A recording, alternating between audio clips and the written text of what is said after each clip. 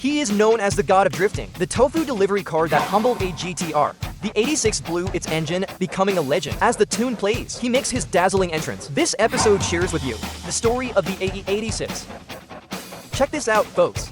Let's dive into the story of the classic. As the saying goes, this is fantastic. My friends, as the saying goes, faced with such a predicament, what can you do? You just know it when you see it. They say this year's popular tunes are a must-have. Many people see it and think of the Mount Akina downhill legend. Honestly, so do I. Hey, in the century-long history of the automotive industry, few models like the Toyota AE86, starting as an affordable car, achieved such a timeless legend. But Toyota, your strategy is hard to figure out. Back then, the Corolla was the AE86. Now, the Corolla is. It's hard to hold my head high with that.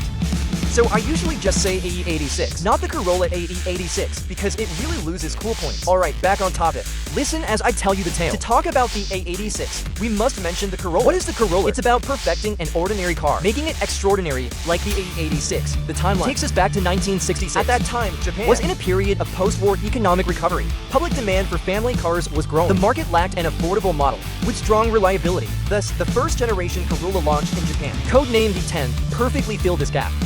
Its initial was sufficient space, low fuel consumption, and stable quality. Three-core strategy aimed squarely at the family market. A 1.1-liter inline-4 engine produced a maximum of 48 horsepower. Hey, don't laugh. I know by today's standards, with cars easily reaching over 1,000 horsepower, it seems modest. But back then, it fulfilled the transportation needs of many families. By 1970, Toyota realized this little car was so popular, so they launched the second-generation Corolla, codenamed the 20. They also expanded into overseas Toyota markets. Gave it a comprehensive upgrade. Engine displacement increased to 1.2 liters and 1.6 liters. Power output was further enhanced. When it first entered the US market, it quickly gained consumer trust. It was simply very good. Because at that time in the US, most cars were large muscle cars with poor fuel economy. So the arrival of this model perfectly met the needs of ordinary families. Toyota tasted success, so Toyota kept optimizing based on it. In 1974, the third generation Corolla launched, codenamed E30, E40, E50, E60. It also saw new breakthroughs. Some models featured electronic fuel injection engines, a relatively advanced technology at the time. It not only improved combustion efficiency, but also reduced emissions. Moreover, this generation became the world's best-selling brand. As for why it became #1 in global sales? Because it was good. Haha, just kidding. Because the oil crisis hit. And it just so happened to be fuel efficient. And it just so happened to be great value. So it just so happened to snag first place. Impressive, Japan sold 3.75 million with exports exceeding 300,000. Of course, the first three generations had little change. It wasn't until the 1979 4th-gen Corolla, E70, that a new body design brought a more distinctive. It was more angular. It was also the only Corolla in history equipped with quad headlights. But these aren't the focus of this episode.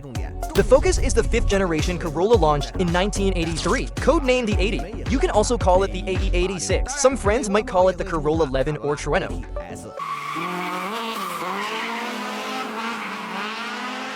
Before this car's launch, there was internal debate at Toyota. Some executives thought it was time for a redesign, adopting the mainstream front engine, front-wheel drive layout. Others believed the car should maintain its previous style, rear-wheel drive. It would save costs, and the production line wouldn't need major changes. Thus, Toyota released two versions this generation. One featured the latest design with pop-up headlights, the True NO.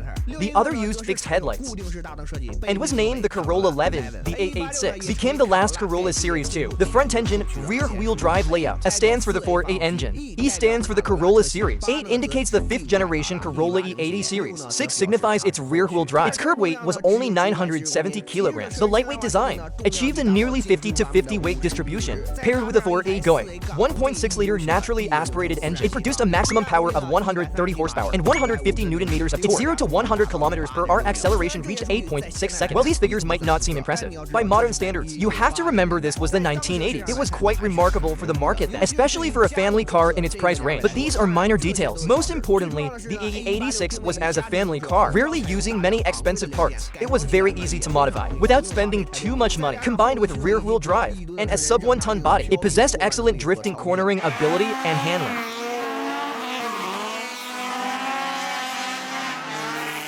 As for later Corollas, there's not much to say. They mostly follow the original essence of the Corolla: sufficient space, low fuel consumption, and stable quality. Of course, back in real life, a Corolla is still a great car because it carries our entire family's journeys. Alright, although the AE86 has long been discontinued and was never officially imported to China. Plus, its early discontinuation means it doesn't meet emission standards, has safety concerns, and repair parts are scarce. Few well-maintained models exist today. But even so, its status in the hearts of fans remains unshaken because it's the AE86. Flowers may bloom again, but youth does not return. Dear respected viewers, we'll see you in the next episode.